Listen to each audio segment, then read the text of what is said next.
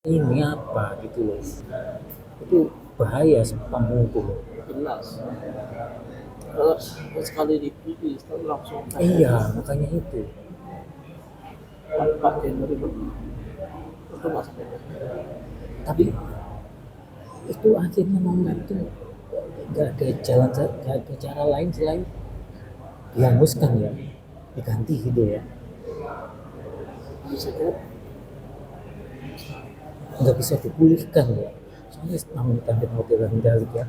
Soal nomor kena hack itu.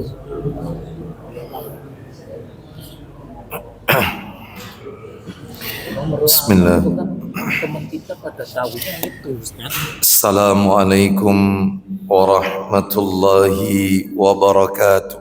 Waalaikumsalam. Alhamdulillah hamdan katsiran tayyiban mubarakan fi kama yuhibbu rabbuna wa yarda.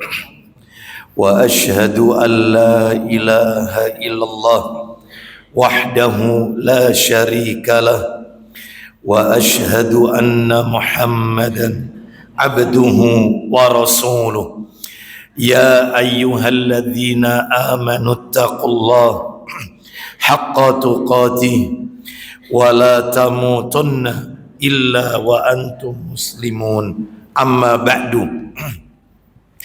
Fa inna asdaqal hadisi kitabullah wa khairal hadi hadi Muhammadin sallallahu alaihi wasallam wa syarral umuri muhdatsatuha wa kullu muhdatsatin bid'ah wa kullu bid'atin dhalalah wa kullu dhalalatin finnar.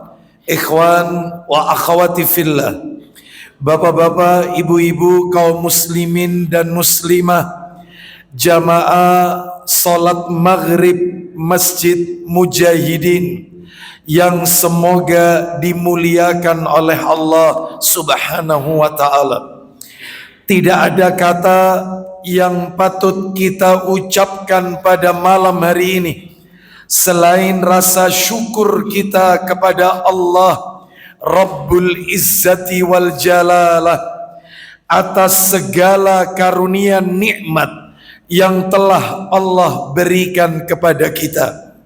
Di antaranya Allah Subhanahu wa ta'ala memberikan kita kesempatan, kemudahan dan kekuatan untuk mengoptimalkan amalan-amalan ketaatan kepada Allah Subhanahu wa ta'ala, sebagaimana yang kita lakukan pada malam hari ini. Diawali dengan salat maghrib berjamaah, dilanjutkan dengan talabul ilmi, menuntut ilmu, dan berakhir dengan melaksanakan salat isya yang dikerjakan secara berjamaah pula. Semoga rangkaian amal-amal kebajikan yang kita lakukan pada malam hari ini semuanya diterima dan diridhoi oleh Allah Subhanahu wa ta'ala. Bapak ibu kaum muslimin dan muslimah rahimani wa rahimakumullah, malam hari ini sebelum kajian kita mulai, dari hati yang paling dalam kami mengucapkan permohonan maaf atas keterlambatan kajian kita malam hari ini lantaran kreditnya jalan dan di luar prediksi tentunya. Semoga menunggunya Bapak Ibu sekalian pada kajian malam hari ini tercatat di sisi Allah sebagai pemberat timbangan amal kebajikan kita kelak di yaumil qiyamah. Bapak ibu kaum muslimin dan muslimah rahimani wa rahimakumullah, kita masih membahas kitab yang ditulis oleh Syekh Salim bin Id Al-Hilali hafizahullah ta'ala. kitab yang berjudul Mubtilatul A'mal fi Daw'il Qur'anil Karim wa Sunnati As-Sahihah Al-Mutahharah, yang sudah diterjemahkan ke dalam bahasa Indonesia dengan terjemahan bebas. Judulnya Penyebab Rusaknya Amal Menurut Al-Quran dan Sunnah yang Sahih. Menurut catatan saya, pada bulan yang lalu saya baru menyampaikan 2 perbuatan, 2 amalan yang bisa merusak pundi-pundi pahala yang sudah kita kumpulkan. Parasit-parasit amal soleh. Ya, jadi amalan-amalan toksik, gitu ya.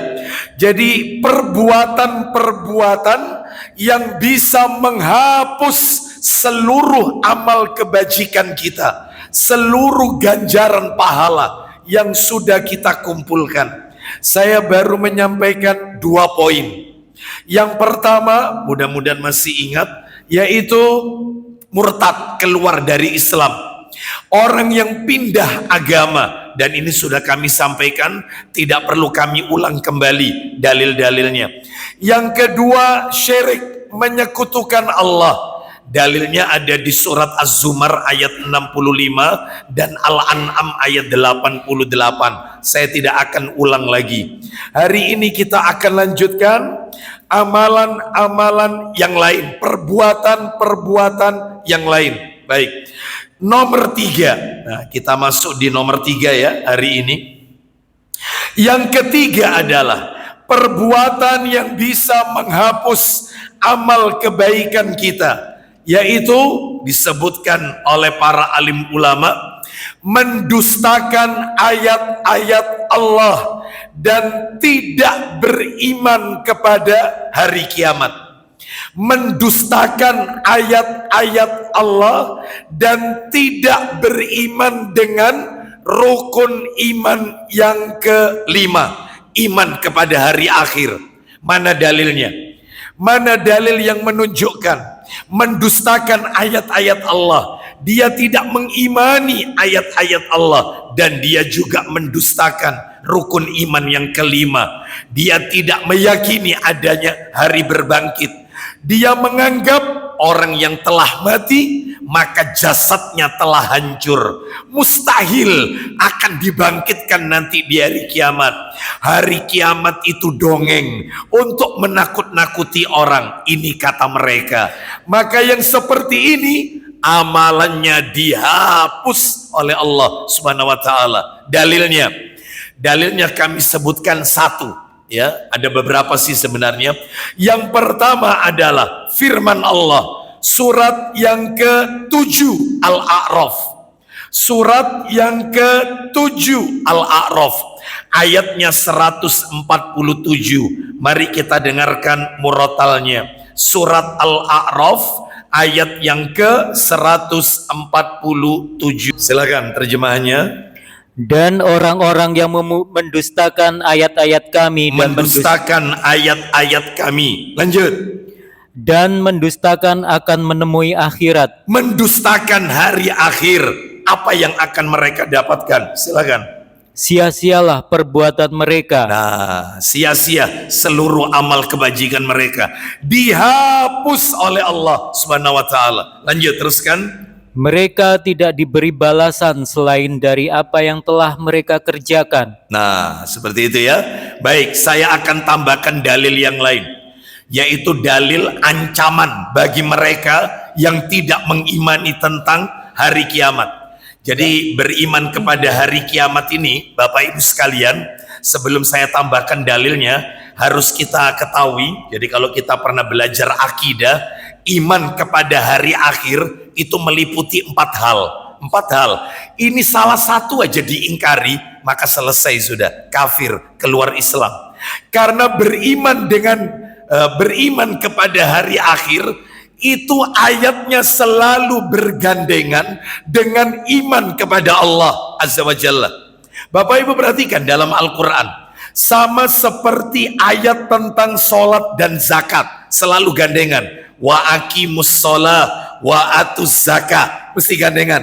Begitu juga ayat tentang kita disuruh menyembah Allah, mentauhidkan Allah, dan perintah berbakti kepada kedua orang tua. Itu mesti gandengan. Wa'budullaha wa la tusyriku bihi syai'an wa bil walidaini ihsana. Mesti gandengan. Tidak pernah ayatnya dipisah. Sembahlah Allah dan jangan menyekutukannya dengan sesuatu apapun, dan berbuat baiklah kepada kedua orang tuamu. Ini juga begitu.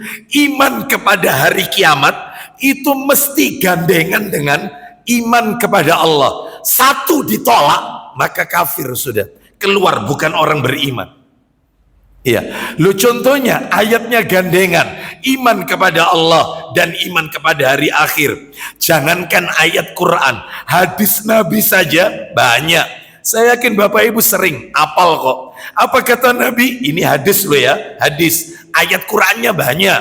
Salah satu saja, yaitu dalam hadis Nabi, man kana yu'minu billahi wal yaumil akhir, gandengannya, falyakul khairan aw liyasmut. Barang siapa yang mengaku beriman kepada Allah dan hari akhir, hendaklah dia berkata yang baik atau dia diam. Lalu dilanjutkan sama Nabi, wa man kana yu'minu billahi wal yaumil akhir falyukrim dhaifa. Siapa yang mengaku beriman kepada Allah dan hari akhir, hendaklah dia memuliakan tamunya. Jadi selalu gandengan, wa man kana yu'minu billahi wal yaumil akhir fala yu'di jarahu. Barang siapa yang beriman kepada Allah dan hari akhir, maka janganlah menyakiti tetangganya. Maka ini menunjukkan kepada kita, apalagi ayatnya banyak. Contoh ayat Quran, laisal birra antuwallu wujuhakum ila, apa ini, Allah Ta'ala berfirman di surat apa itu ya, Al-Baqarah ayatnya 177. Coba dibuka Al-Baqarah. Laisal birra an tuwallu wujuhakum qibalal masyriqi wal maghrib walakinnal birra man amana billahi wal yaumil akhir. Tuh, mesti gandengan. Intinya kembali ke materi kita. Jadi iman kepada hari akhir itu meliputi 4 hal. 1 diingkari, berarti Islamnya dipertanyakan, ya. Apa saja itu? Meliputi apa saja? Tanda-tanda orang itu dikategorikan iman kepada hari akhir. 4 hal. Yang pertama adalah mengimani tanda-tanda hari kiamat. Memangnya hari kiamat itu ada tandanya? Ada. Tandanya ada 2. Ada tanda kecil, ada tanda besar. Ada tanda-tanda kecil kiamat, ada tanda-tanda besar kiamat. Jadi saya tidak mengatakan tanda kiamat kecil, tanda kiamat besar. Enggak. Ini sama dengan mengkerdilkan hari kiamat. Kiamat tetap besar, maka tandanya saja yang kecil. Jadi tolong kalimatnya dibalik saja. Tanda-tanda kecil kiamat dan tanda-tanda besar kiamat. Nah, gitu ya. Jadi jangan dikatakan tanda-tanda kiamat kecil, nggak ada. Jangan mengkerdilkan hari kiamat. Tanda-tanda kiamat besar, jangan. Tanda kecil, tanda besar kiamat. Mana dalilnya? Kalau kiamat itu hari akhir, itu dikasih tanda oleh Allah, diberikan oleh Allah warning. Nih loh, tak kasih tanda-tanda bermunculan. Maksudnya agar manusia siap-siap. Tandanya sudah mulai bermunculan. Mana dalilnya? Dalil. Allah sebutkan di dalam Al-Quran kalau hari kiamat itu diawali dengan tanda-tanda. Dalilnya adalah Quran surat nomor 47. Coba minta tolong dibantu. Surat Muhammad surat nomor 47 ayatnya 18. Ayat 18. Allah Ta'ala berfirman, maka tidaklah yang mereka tunggu-tunggu melainkan hari kiamat, terus yaitu kedatangannya kepada mereka dengan tiba-tiba. lanjutkan poinnya. karena sesungguhnya telah datang tanda-tandanya. Nah, tanda-tandanya telah datang. Ada tanda kecil, contohnya tanda kecil. Apa bedanya sama tanda besar? Beda. Kalau tanda-tanda kecil kiamat itu peristiwa-peristiwa yang terjadi setelah Nabi diutus. Ana ulang, peristiwa-peristiwa yang terjadi setelah Nabi diutus dan kejadiannya terus berulang sampai hari kiamat, terus dibaleni terus, diulang lagi sampai tanda besar, sampai hari kiamat. Dan ketika munculnya dianggap biasa oleh manusia, jadi dianggap lumrah, padahal itu tanda kecil kiamat. Contohnya banyak. Satu, kematian mendadak, itu tanda kecil kiamat. Nabi mengatakan, apakah sabda Nabi? Nabi sallallahu alaihi wasallam bersabda dalam riwayat At-Tabrani, inna min amaratis sa'ah an yadhara mautul faja'ah. Sesungguhnya di antara tanda-tanda telah dekatnya kiamat, banyaknya orang yang mati mendadak, mati tanpa sebab, mati tanpa didahului dengan sakit. Rajin olahraga, nge-gym, menghindari pantangan makan, rajin jaga kesehatan, ternyata meninggal. Maka yang kayak gini ini kalau menurut medis kedokteran, mesti selalu ujung-ujungnya jantung, Pak, kata dokter. Tapi kalau menurut hadis, kiamatnya sudah dekat tandanya. Baik, ini contoh lagi, banyaknya pembunuhan, banyaknya perzinahan, banyaknya orang yang durhaka kepada kedua orang tuanya. Ini termasuk tanda-tanda kecil. Termasuk diantaranya populasi wanita lebih banyak daripada laki-laki. Sampai kata Nabi, perbandingannya nanti 1:40. 40 wanita mengitari 1 laki-laki. Yang semua 40 wanita itu minta untuk dinikahi. Itu sudah berarti tanda-tanda itu sudah. Nah sekarang kalau kita lihat sensus penduduk dunia, bukan Indonesia, penduduk dunia, kalau nggak salah kemarin ada laporan ya mengatakan 1:28 apa 26 gitu, 1:26. Tetapi mohon maaf ya, ini sekedar tanda, tidak berimplikasi pada hukum. Jangan kemudian tetangga kita melahirkan anak perempuan lalu kita katakan ya iki sehingga kiamat tambah cepat iki ya iki sampean iki. Bukan. Ini tidak berimplikasi hukum, bukan. Ini sekadar tanda populasi wanita lebih banyak dan masih banyak lagi. Kita memakai pakaian tapi seperti bertelanjang karena pakaiannya terlalu tipis, tembus pandang. Pakaian yang dapat merangsang kaum pria lantaran auratnya terlihat dan seterusnya. Banyak yang seperti ini bermunculan di masyarakat kita. Riba di mana-mana. Banyak. Tanpa kita sadari banyak riba di mana-mana. Ya, bukan hanya di dunia perbankan, bukan, tetapi di sekitar kita banyak riba itu. Ya, baik. Bahkan tanpa disadari, mungkin kita pernah melakukannya. Ya, mungkin kita pernah melakukannya. Contoh riba yang terjadi di sekitar kita tanpa kita sadari. Ini contoh kecil aja. Ada pedagang A, pedagang B, penjual A, penjual B. Datang pembeli. Dia berkata kepada si penjual, berapa ini harganya? Kepada penjual A, harganya 70.000. Tidak bisa kurang, maaf saya tidak ambil untung banyak. Bapak kalau mau silakan, kalau tidak nggak apa-apa kok. Ya sudah deh, saya ambil. Baik, dikasihlah uang 100.000. Karena ini baru buka toko, dia tidak ada kembalian. Dia bilang sama si pedagang penjual B, aku tukar uangnya untuk mengembalikan uangnya orang ini. Aku tidak bawa uang, baru buka toko. Aku cuman bawa uang ini 30.000. Nah kebetulan ini aja 100 ini kamu pegang dulu. Awas, di sini ribanya. Kamu pegang dulu, mana uangmu 30.000 itu tak gawe nyusui wong iki. Biar selesai nanti kamu urusan sama aku. Akhirnya diambil 30.000. Ini Pak ya kembaliannya ya. Selesai, clear. Wis nanti gampang urusan. Riba. Riba ini. Tukar menukar tidak secara langsung, tetapi tertunda. Riba. Oh banyak pedagang yang seperti ini. Banyak. Ya seperti itu. Contoh dalam rumah tangga. Istri berkata kepada suaminya, "Bang, aku pinjemono uang bang, mas, aku pinjemono uang 3 juta. Buat apa? Setelah ada perlunya. Nanti kalau aku narik arisan tak balik no. Oh iya, nanti bang, nanti aku pinjemono uang 3 juta, nanti malam kamu tak pijeti." Nah, itu riba itu. Riba, ya, riba itu. Kecuali bukan pinjam. Aku minta uangnya 3 juta, engkau bengi tak pijeti, apa-apa, aman. Ini masalah pinjam.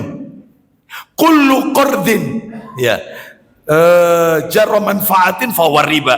Setiap utang piutang yang bisa menimbulkan manfaat, maka itu riba. Nah, kan dia pinjam, dia memberikan manfaat berupa pijitan, riba. Ya, gak disadari, mending minta, aku minta uangnya. Nah, ya, Ustadz kalau minta itu dikasih sedikit, enggak lah. Suami kalau yang suami yang ada di sini ini, masya Allah, ya, suami-suami soleh. Istrinya kalau bang aku minta uangnya 2 juta bang, ya buat apa? Ada perlunya, langsung. Sudah tak transfer 20 juta buat kau. Masya Allah. Itu suami yang ada di sini, insya Allah ya. Betul ya, betul begitu ya. Ya, baik.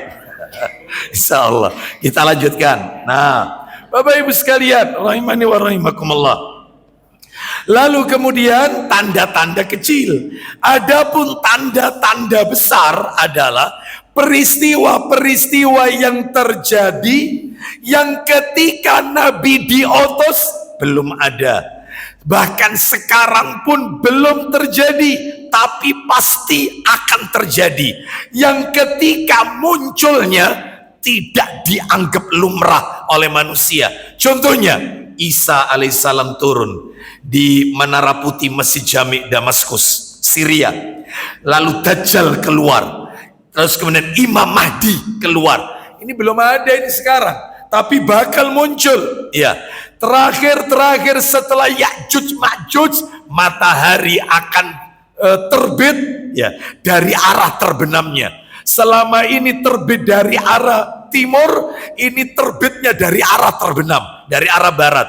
Ini peristiwa yang tidak biasanya. Maka itulah kiamatnya tanda besar, tanda besar. Ya, baik. Oleh karena itu maka itu yang pertama ya, yang pertama. Jadi iman kepada hari akhir itu meliputi 4 hal yang harus kita imani. Yang pertama, mengimani tanda-tandanya. Yang kedua, mengimani dengan pertanyaan kubur. Harus diyakini, yakin, iman. Iya, pertanyaan kubur. Nah itu nomor 2. Saya tidak akan melebar karena ada pembahasan sendiri tentang ini. Yang nomor 3, yang masuk kategori iman kepada hari akhir, rukun iman yang kelima. Yang ketiga adalah beriman dengan hari berbangkit. Hari berbangkit. Ya. Lalu yang nomor 4, yang terakhir, iman kepada hari akhir meliputi beriman dengan apa-apa yang terjadi setelah kiamat. Apa-apa yang terjadi setelah nanti kiamat. Apa itu Ustadz yang terjadi? Yaumul hisab, penghisapan amal. Yaumul mizan, penimbangan amal. Allah siapkan neraca nanti di hari kiamat. Yang ketiga, sirat. Ya, jembatan yang melintang di atas neraka, yang lebih halus daripada rambut, lebih tajam daripada mata pedang. Sirat harus kita imani. Terus telaga Al-Kautsar wajib kita imani. Ini setelah kiamat ini. Terus syafaat harus kita imani. Syafaat. Oleh karena itu, salah satu aja diingkari, selesai sudah. Amalnya dihapus oleh Allah Azza wa Jalla. Keluar dari Islam, bukan orang beriman. Nah ini hati-hati. Baik, kembali ke materi kita Bapak Ibu sekalian. Sekarang saya akan tunjukkan tambahan dalil. Tambahan dalil. Ancaman-ancaman bagi mereka yang tidak beriman dengan hari akhir, hari kiamat. Saya tambahkan, kalau tadi yang dibaca oleh Ustadz tadi kan surat 7 ayat 147, amalnya dihapus. Surat surat Al-A'raf tadi. Sekarang saya tambahkan surat Al-An'am. Coba minta tolong mundur, surat nomor 6 Al-An'am ayatnya 29 dan 30. Al-An'am ayat 29 dan 30. Saya akan tunjukkan ancaman bagi mereka yang tidak beriman dengan hari akhir, hari berbangkit, hari kiamat. Allah berfirman, biasa ini ancamannya, silakan Ustadz dibantu. Dan tentu mereka akan mengatakan pula, Apa itu kata mereka ketika di dunia? Silakan. hidup hanyalah kehidupan kita di dunia ini saja. Lo lihat, nggak percaya sama hari kiamat. Hidup itu, orep itu di dunia toh. Setelah mati selesai, nggak ada kiamat ini, nggak ada. Hari berbangkit, lawang sudah hancur jasadnya, tulang belulang, masa bisa dibangkitkan? Jadi mereka yaitu memakai dalil akal. Mereka berbicara tentang perkara gaib, pendekatannya pakai pendekatan logika, akal. Padahal kita kalau berbicara perkara gaib, pendekatannya harus pakai iman. Sami'na wa ata'na. Jangan pakai rasio, pakai akal. Nah, seperti itu ya. Lanjut, apa ancamannya? Karena dia tidak percaya. Teruskan, apa katanya lagi? Dan kita sekali-sekali tidak akan dibangkitkan. Loh ya kan, mengingkari hari kiamat kan, nggak percaya. Gimana nasibnya Ustadz? Ayat 30-nya, silakan. Dan seandainya kamu melihat ketika mereka dihadapkan kepada Tuhannya, tentulah kamu melihat peristiwa yang mengharukan. Apa kata Allah kepada mereka yang tidak beriman dengan hari kiamat? Silakan. Berfirman Allah, Silakan. bukankah kebangkitan ini benar? Bukankah kebangkitan ini benar? Sekarang kalian tak bangkitkan, bukankah ada? Lanjut, teruskan. Mereka menjawab, sungguh benar demi Kasep. Tuhan kami. Kasep, begitu dibangkitkan oleh Allah, Allah tanya, bukankah benar yang kalian dustakan sekarang terjadi? Apa jawab mereka? Sungguh benar ya Rabb. Kasep, kalian sadarnya nanti di hari kiamat.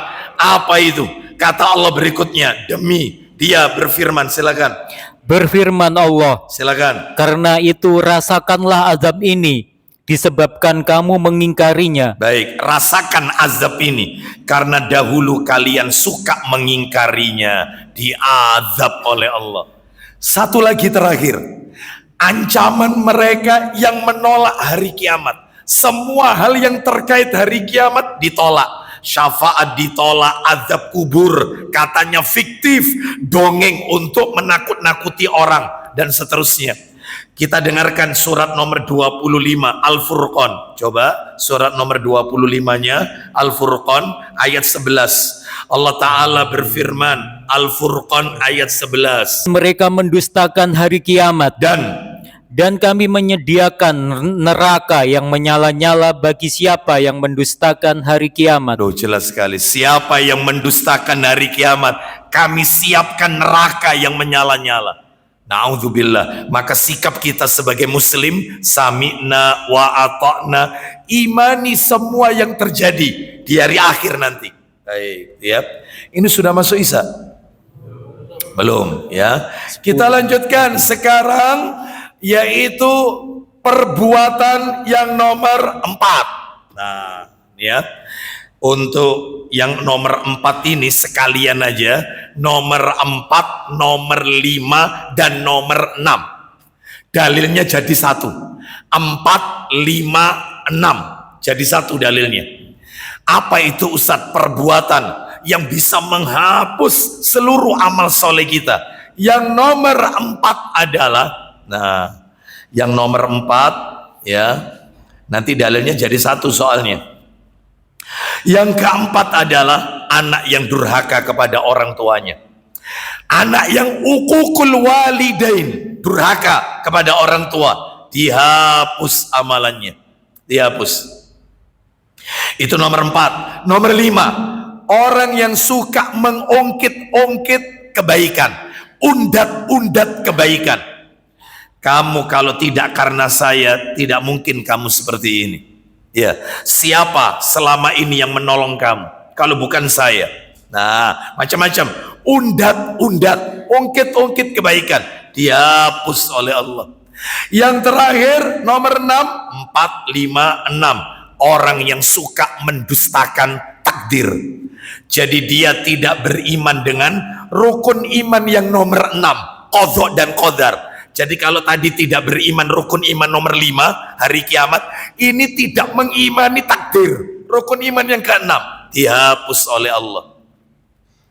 Mana dalilnya? Nomor 4, 5, dan 6 tersebut. Minta tolong kitabnya Sahih Targhib wa Tarhib, nomornya 2513. 2513. Ya, silakan bisa dibantu. 2513 jilid 5 ya, jilid 5. Ya, silakan dari Abu Umamah radhiyallahu an. Oh, ini mengerikan ini. Saya belum baca sudah merinding ini. 2513, kitab Sahih Targhib wa Tarhib. Ayo baca. Dari Abu Umamah radhiyallahu an, ia menuturkan, Ya, Rasulullah Shallallahu Alaihi Wasallam telah bersabda. saya bacakan sabdanya.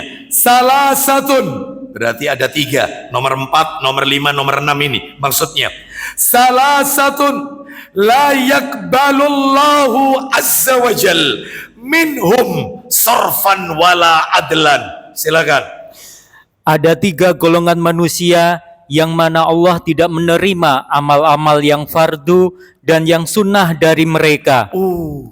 Amalan fardu tertolak, amalan sunnah tertolak. Sholat fardu, sholat sunnah dihapus. Zakat sodakoh dihapus. Puasa Ramadan, Senin Kamis, Ayamul Bid, puasa Daud, Asyura, Arafah, 6 hari di bulan Syawal dihapus. Haji umrah dihapus, fardu dan sunnahnya. Bahaya ini, bahaya. 3 amalan penghapus amalan fardu, amalan sunnah. Apa itu Ustaz? 1, yang pertama adalah aqaq. Silakan. Yaitu orang yang durhaka. Durhaka kepada orang tua. Akun liwalidai, durhaka kepada kedua orang tuanya. Nomor 2 Ustaz, berarti nomor 5 ini. 4, 5, 6. Lanjut Ustaz. Manan. Silakan. Orang yang mengungkit-ungkit pemberiannya. Yang terakhir nomor 3, berarti nomor 6 ini ya. 4, 5, 6. Wa mukadzibun biqadar. Silakan. Dan yang mendustakan takdir. Yang mendustakan takdir. Sekarang saya jelaskan satu persatu. Yang nomor 4 dulu.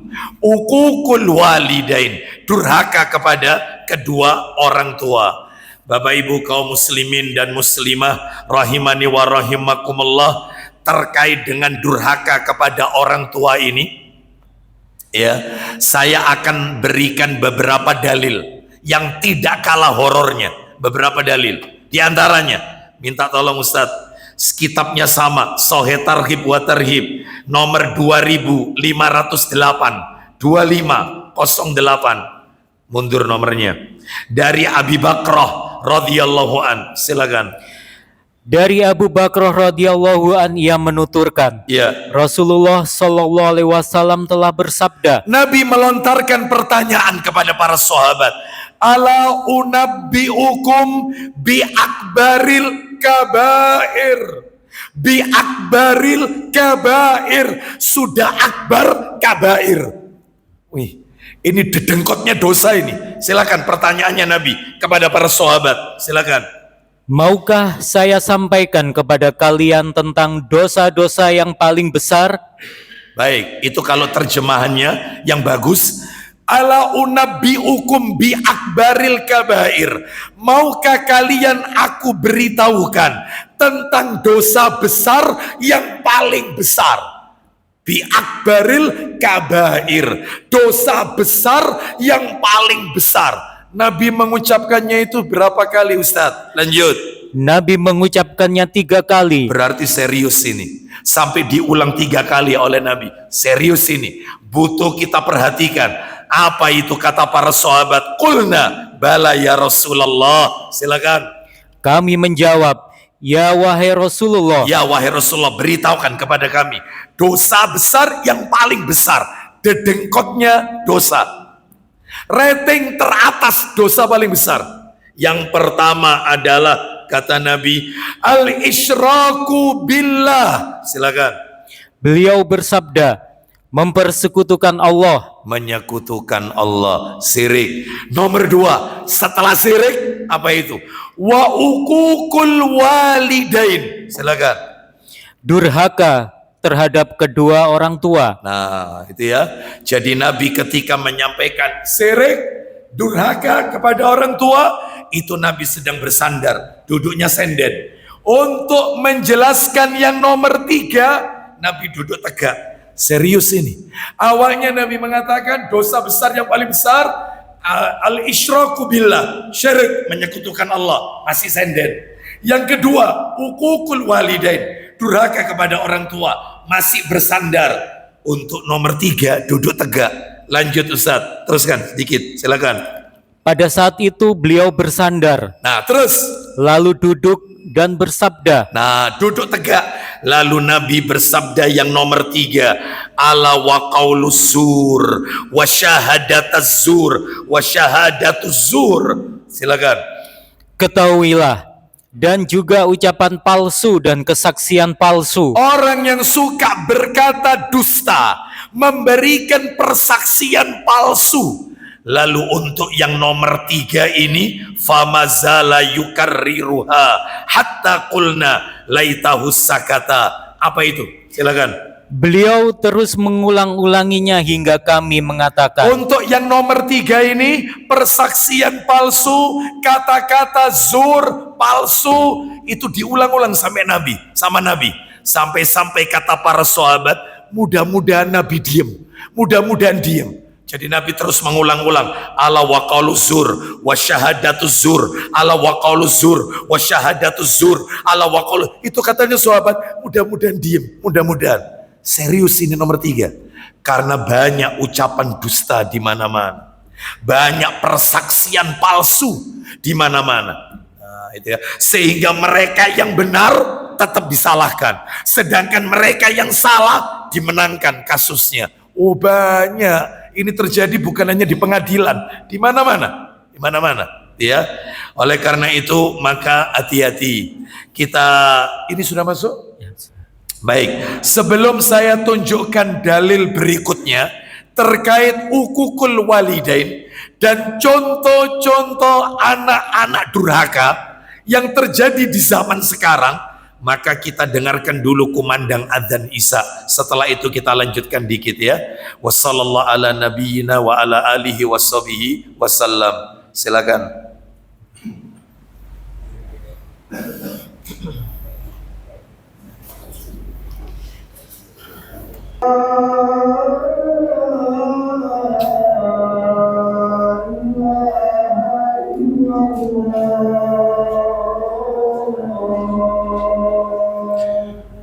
La ilaha illallah wa ana asyhadu an la ilaha illallah asyhadu anna raditu billahi rabba islami Allahumma salli ala Muhammad wa ala alihi sallaita ala Allahumma rabb hadhihi da'wati as-salatu Allahumma inni as'aluka al-jannah wa a'udhu bika minan nar. Alhamdulillah wassalatu wassalamu ala Rasulillah. Amma ba'd. Kita lanjutkan Bapak Ibu sekalian. Saya akan berikan dalil yang lain tambahan, masih berbicara tentang yang nomor 4. Nomor 4 ya.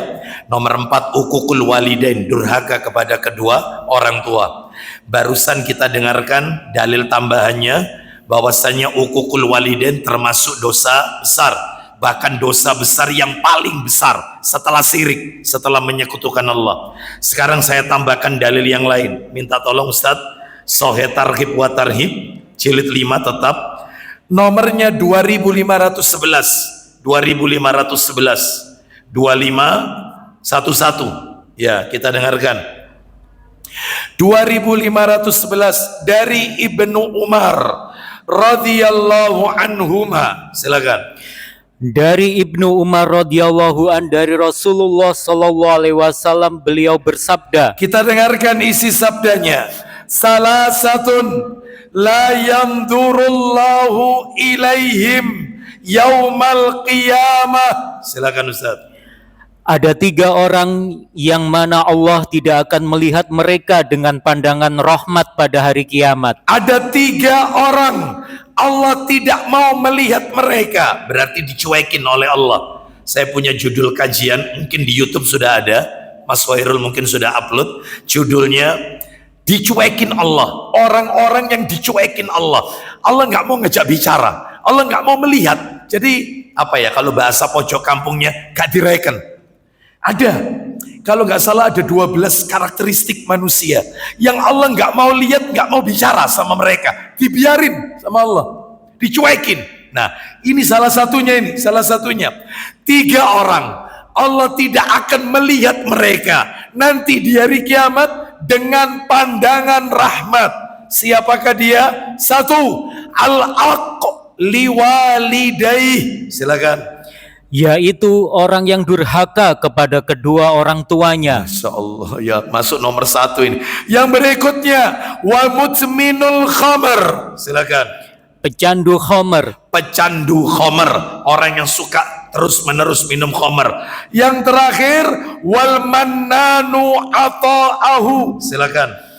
Dan yang mengungkit-ungkit pemberiannya. Loh, diulang-ulang lagi, ungkit-ungkit, undat-undat. Terus Nabi lanjutkan ini. Nabi lanjutkan, wasalasatun la yadkhulunal jannah. Silakan. Ada 3 orang yang tidak akan masuk surga. Tadi tidak dilihat oleh Allah, sekarang divonis nggak masuk surga. Siapa itu? 1, al-aq liwalidayh. Silakan. Yaitu orang yang durhaka kepada kedua orang tuanya. Orang yang durhaka kepada orang tuanya. Oh, sudah ya, sudah nggak dilihat oleh Allah, nggak masuk surga. Yang kedua, wadayus. Silakan. Dayus. Siapa itu dayus? Alladzi yukirru fi ahlihil hubsa. Seorang kepala rumah tangga, seorang suami yang membiarkan keluarganya jatuh pada kemungkaran dan dia biarkan, tidak amar ma'ruf nahi mungkar. Seorang bapak, seorang suami yang membiarkan istri dan anak perempuannya keluar rumah dengan memakai wangi-wangian. Dayus, seorang suami yang membiarkan istri dan anak perempuannya bercanda dengan laki-laki yang bukan mahram dengan alasan istri saya gerapia, anak saya humble, supel. Dayus. Tidak punya cemburu, tidak ada cemburu. Ya. Maka ini suami dayus, seorang suami yang membiarkan istrinya dan anak perempuannya bermain tiktokan. Wajah cantik istrinya dinikmati laki-laki netizen, laki-laki yang bukan mahram. Bojone sapa Cik Ayu niki, anake sapa Cik Ayu nih. Dan suaminya, bapaknya bangga. Oh, dayus. Seorang suami yang membiarkan istrinya keluar rumah tanpa memakai busana syar'i. Dayus. Gak bisa masuk surga. Gak bisa. Hati-hati ya. Banyak yang seperti ini. Ya, banyak. Lah kalau suaminya sudah nasihati Ustaz, tapi tetap istrinya seperti itu. Kan ada istri sing rodok ngeyel itu ada. Tapi di sini ibu-ibu tidak ada di sini. Ya, di luar sana. Ya, di luar sana. Jalan Benteng Pancasila Gang Buntu, nggak tahu di mana itu ya. Pokoknya di luar sana. Karena ada istri itu kalau dinasehati, Ma, kamu kalau keluar rumah nggak boleh kayak gini pakai harum-haruman. Katanya Rasulullah, aku pernah dengar di kajian itu kayak seperti pezina, wanita pezina, wanita pelacur, nggak boleh. Apa kata istrinya? Hus meneng cup. Ya, skut ya, cup diem. Ya, biasanya suaminya sudah pensiun ya kayak begini. Ya, makanya jenggotnya putih sebelum waktunya. Sakno diketai terus sama istrinya, kasihan. ya miskin. Sudah waktunya nikah lagi, bapak-bapak sekalian. Ya, Anda dibully sama istri seperti ini, dinasihati gak kena, ya. Maka itu cemburu, bener itu yang seperti itu. Harusnya begitu, harusnya, ya. Ada seorang istri itu belanja, kan ada melijo itu tukang belanja keliling laki-laki, ada. Istri belanja, ya, karena 3 hari nggak kelihatan orang yang jualan belanja ini. Istri tanya, ya, suaminya dengar dari dalam rumah. Istrinya tanya, Bang, Mas, yang dia nggak tahu kayak itu sampai gak masak aku, Mas. Ya, itu begitu masuk mestinya ditegur istrinya. Apa perlumu kau tanya? Kenapa 3 hari kok nggak jualan? Dulurmu tayo, pamanmu dah. Bukan mahrammu.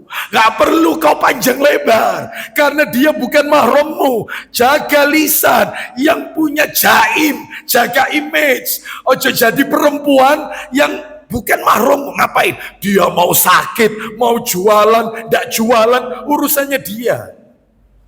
Ya, itu suami keren, punya kecemburuan, itu yang diharapkan. Ini ndak dibiarkan. Ya wis gitu itu Ustaz, istri saya itu orangnya itu kerap ya, supel sama orang siapapun itu Ustaz, disopoi kabeh. Lu jangan bangga, Anda ini dayus berarti, ya, harus punya cemburu. Terus yang terakhir, yang ketiga yang gak masuk surga, warrojulah. Siapa itu warrojulah? Silakan dikit lagi ya, silakan. Dan perempuan yang menyerupai laki-laki. Nah, wanita yang menyerupai laki-laki, tomboy. Dan sebaliknya, laki-laki yang menyerupai wanita, nah, menjadi banci, menjadi bencong. Nah, itu ya. Ini lomba sepak bola bapak-bapak pakai daster. Ya. Terus kita ikut urunan 17 Agustusan lombanya. Berarti kita sama dengan tolong menolong dalam hal dosa. Ya, hati-hati, harus tahu lombanya apa dulu. Kalau benar lombanya lomba takfidul Quran, keren, kasih sumbang. Lombanya apa ini? Ya, lombanya misalnya cerdas cermat masalah agama, bagus. Itu lomba adzan. Itu, ya. Ini lomba makan kerupuk sambil berdiri lagi. Ya, nah, yang makan kerupuk berdiri apa Dodo? Ya, lomba joget. Ya, laki perempuan tengahnya dikasih balon, ya, supaya balon itu tidak jatuh. Nggak bener ini. Ya, hati-hati. Sudah lewat ya, sudah lewat. Ya, sudah kadung. Ya, sudah lewat. Nanti next berikutnya harus hati-hati. Baik, kita lanjutkan. Saya tambahkan dikit. Yang nomor 5, Bapak Ibu sekalian. Yang nomor 5, orang yang suka mengungkit-ungkit kebaikan. Undat-undat. Saya kasih satu dalil. Coba dibuka nomor Sahih Targhib wa Tarhib jilid 4. Nomornya 2034. 2034. Ayo.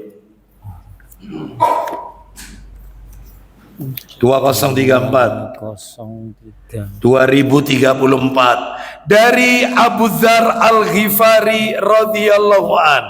Nabi sallallahu alaihi wasallam bersabda, ya, saya belum memberikan contoh-contoh anak durhaka ya. Nanti sebentar lagi saya akan tunjukkan contoh-contoh anak durhaka. Adapun materi yang terakhir untuk yang nomor 6 takdir, kita akan sampaikan pada kajian berikutnya saja, karena materinya lumayan agak panjang seputar takdir ini ya. Baik, ayo dibaca 2034. Baca.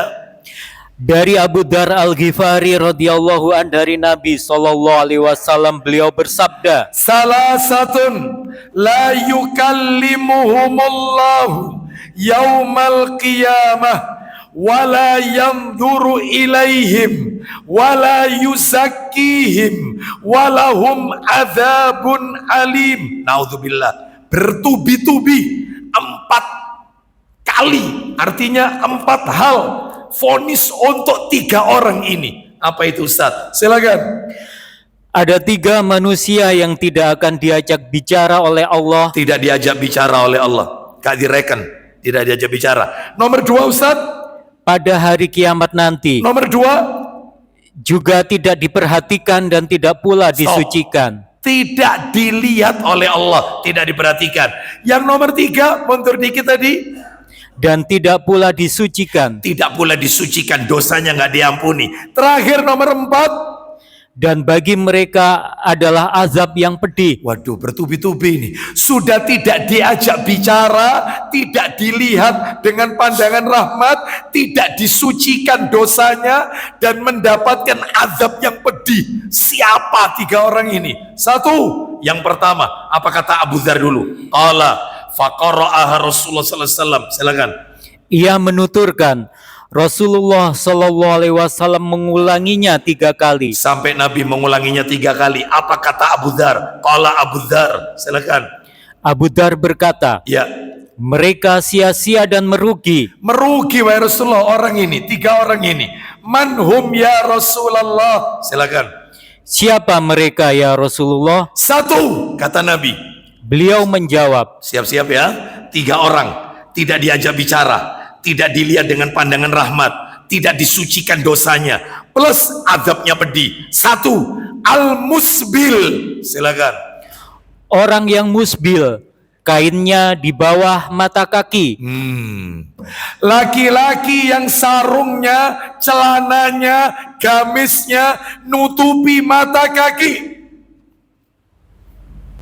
Ya, tidak diajak bicara, tidak dilihat oleh Allah, tidak diampuni dosanya, dan azabnya pedih. Al-musbil, wanita beda. Wanita meskipun sudah pakai kaos kaki, maka dia tetap kainnya menjuntai ke bawah, tetap ya. Teruskan, lanjut. Yang nomor 2, wal mannan. Silakan. Orang yang mengungkit-ungkit pemberiannya. Nah ya, ini yang nomor 5 tadi, suka undat-undat, ungkit-ungkit. Terus yang terakhir, wal munafiqu sil'atahu bil halifil kadzib. Silakan.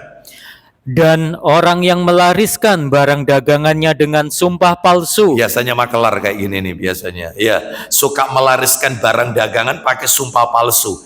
Demi Allah, Pak, ini barang ini saya jual ke panjenengan. Ini kelas ini ya. Limited edition ya. Ya, ini tidak ada lagi ini. Sampean punya barang ini istimewa, nggak ada lagi yang punya. Oh, padahal itu barang itu KW. Ya, seperti itu. Terus demi Allah, saya jual ke panjenengan ini murah, sudah paling murah. Tidak ada orang jual paling murah seperti ini, nggak ada. Anda cari dimanapun nggak ada nemu harga seperti ini. Padahal dia jualnya itu mahal. Jadi ada sesuatu yang ditutup-tutupi. Ya, jadi dia sumpah palsu ketika menjual, melariskan barang dagangan. Baik, Bapak Ibu sekalian rahimani wa rahimakumullah. Saya mau tanya kepada Bapak Ibu, terutama Bapak-bapak ya. Saya mau tanya, yang namanya mengungkit-ungkit kebaikan, undat-undat, itu kata para ulama ada 3 modelnya. Ada 3. Yang pertama, sebelum saya tanya ini, yang pertama adalah undat-undat di dalam hati. Jadi lisannya nggak ngucap, tapi dirasakan dalam hati. Dalam hatinya berkata, lah iya, dia itu kok kayak kacang lupa sama kulitnya ya. Yaunu ya ini sing bantukan aku. Nah itu, tapi dalam hati. Yang kedua disampaikan kepada orang lain. Dia berkata kepada si A, dia bilang, si A, kamu kenal sama si B? Oh kenal saya. Si B itu iso koyok ngono, aku kabeh. Mulai tidak punya apa-apa sampai dia seperti sekarang kondisinya, itu saya semuanya. Dia ngomongnya sama orang lain. Yang ketiga, undat-undat langsung ke orangnya, personnya. Kamu mestinya sadar, ya, kamu itu harusnya tahu diri. Yang bantu kamu, keluargamu selama ini siapa? Itu langsung. Saya tanya sama Bapak Ibu, kira-kira dari 3 model ini, 1 dalam hati, yang kedua ke orang lain, yang ketiga langsung orangnya, mana yang lebih menyakitkan hati?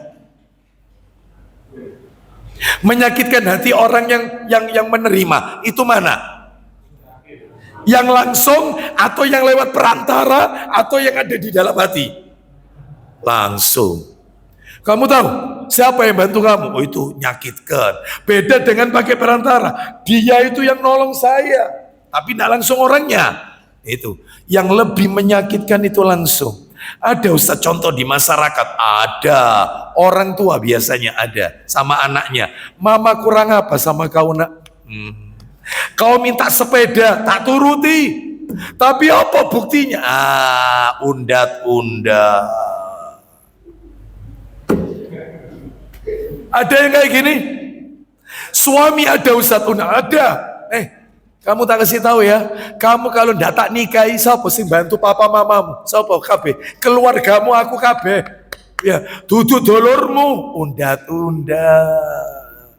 Istri ada Ustaz, undat-undat ke suami. Ada. Contohnya, ketika dia dizolimi suaminya, Bang, aku kurang apa Bang? Mas, ya taat wis taat, nurut ya nurut. Ya, berarti undat-undat. Selama ini dia taat, berarti bukan karena Allah. Ya, karena suami.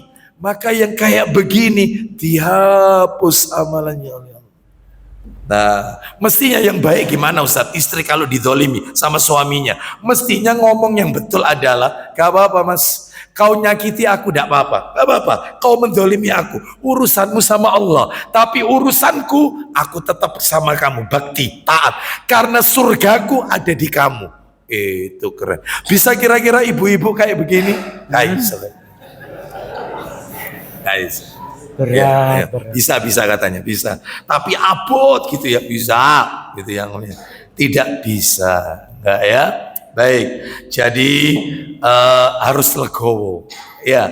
Baik, sekarang Bapak Ibu, janji saya tadi adalah menyampaikan contoh-contoh anak durhaka ya. Mundur dikit, saya kasih contoh-contoh anak durhaka zaman sekarang. Di antaranya suka menyusahkan orang tua, ya, karena perbuatannya. Misalnya anaknya kena narkoba, gitu ya, tidak mau sholat, ya, anaknya utang di mana-mana, yang nutupi orang tuanya, ya, anaknya kena pinjol, ya, sehingga ini mencemarkan nama baik orang tua. Ini anak durhaka yang kayak gini nih, anak durhaka.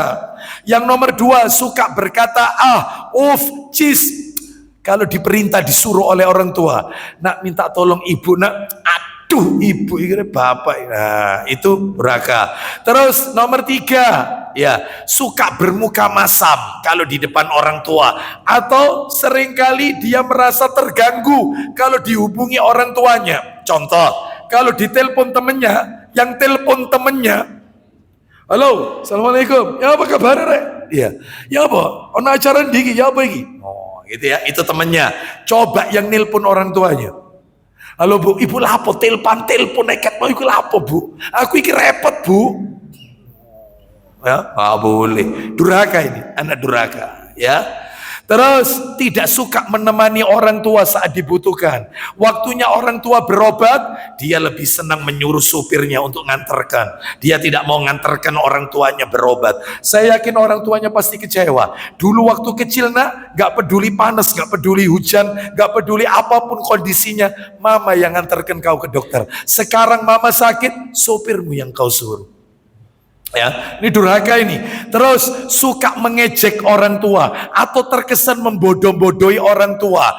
Mama ini gaptek, papa ini loadingnya lambat, papa mama bapak ibu ini jadul, ketinggalan zaman. Ya, bapak maklum orang tuanya nggak bisa mengoperasikan HP. Nak ya apa nak caranya buka WA? Bu balak-balik diajari ya. Cek gaptek sih bu, ini kurang ajar. Ya, meskipun kau S3 luar negeri, Harvard University, wah ya, orang tuanya SR gak tamat sekolah rakyat, tapi ketika berhadapan dengan orang tua yang profesor S3, orang tuamu, kau yang SR, jangan pernah bawa status sosial ketika berhadapan dengan orang tua. Mentang-mentang sudah profesor, doktor, ngatur. Sebab banyak anak kayak gini, wes gelar tinggi ngatur, wes pokoknya bapak ibu kudu nurut, kau usah kakek model, nurut. Ya, nek nurut selamat, diatur orang tua. Sampai ada orang tua bilang begini sama saya ini Ustaz, kalau ngomong sakit cap, anak saya berkecap-kecap Ustaz. Daripada saya dikurang ajari anak, mending saya ndak pernah ngomong Ustaz. Tapi tak dungakno kabeh anak saya Ustaz, sukses dunia akhirat, ngenes hatinya. Yang kayak gini nih, ya nggak boleh.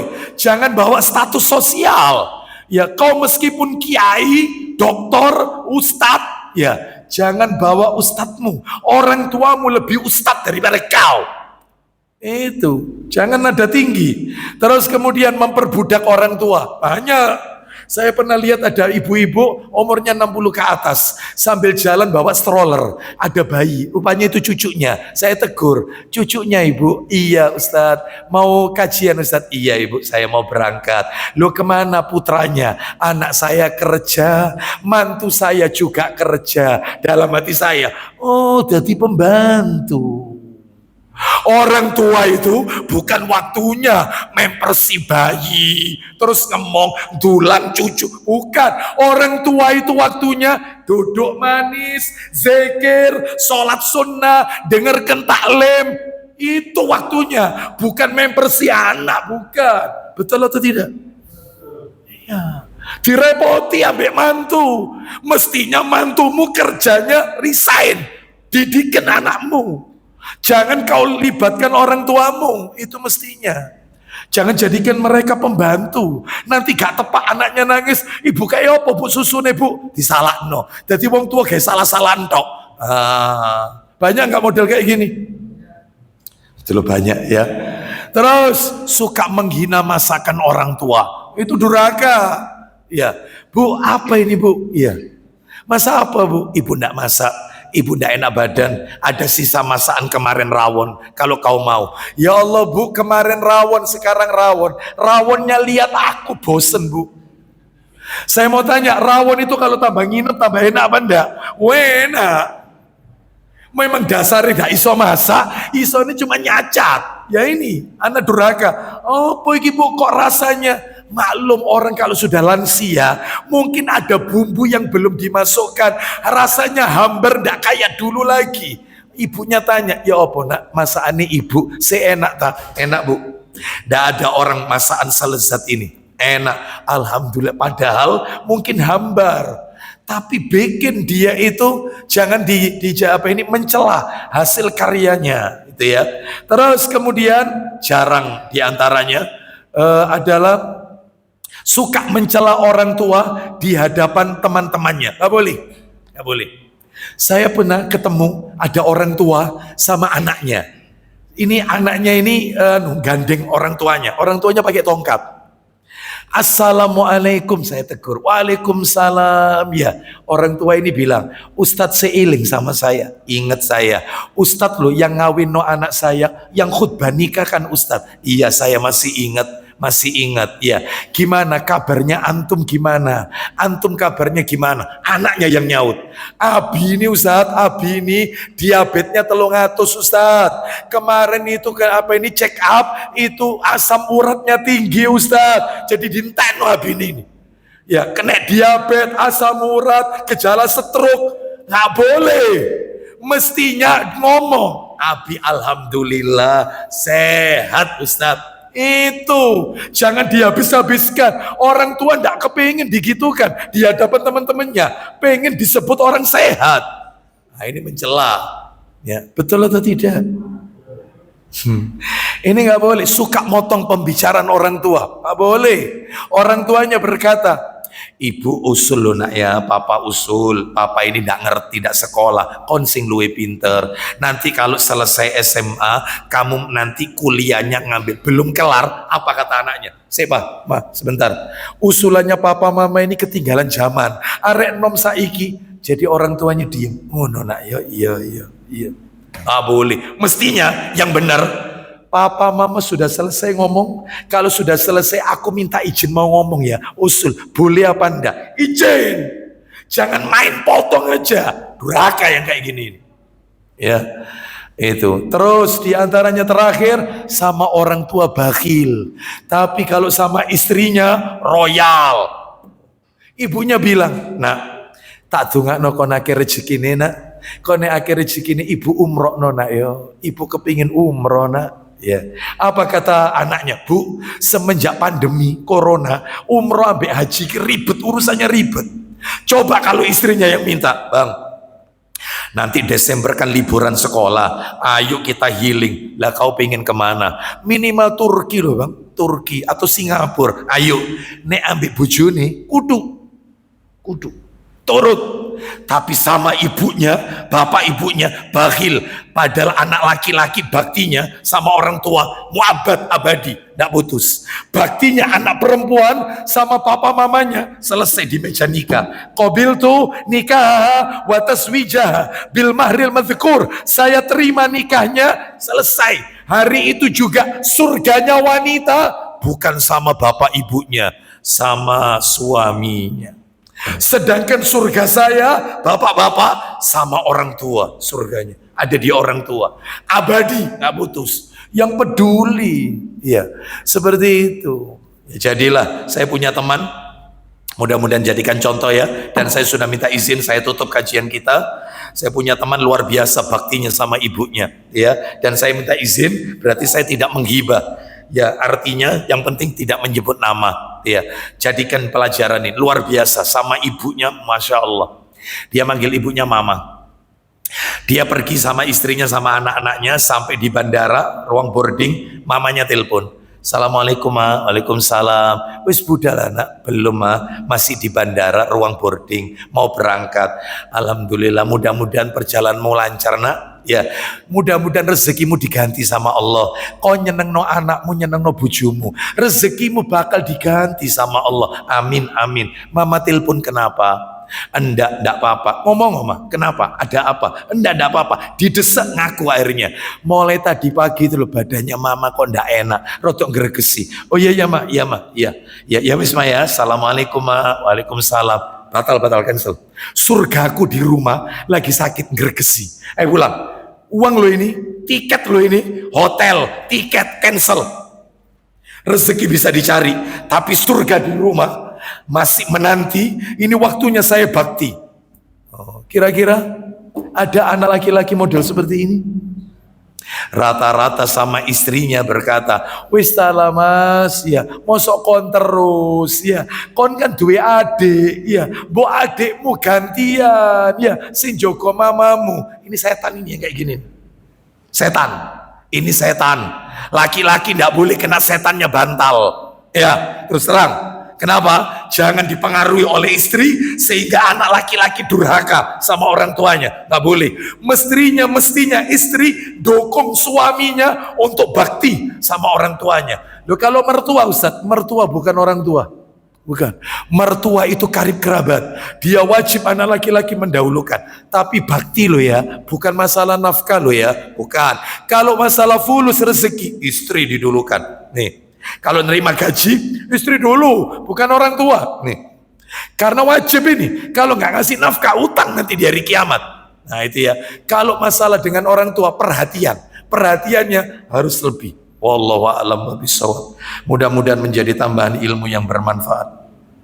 Semoga Allah berikan kita anak-anak yang soleh dan soleha.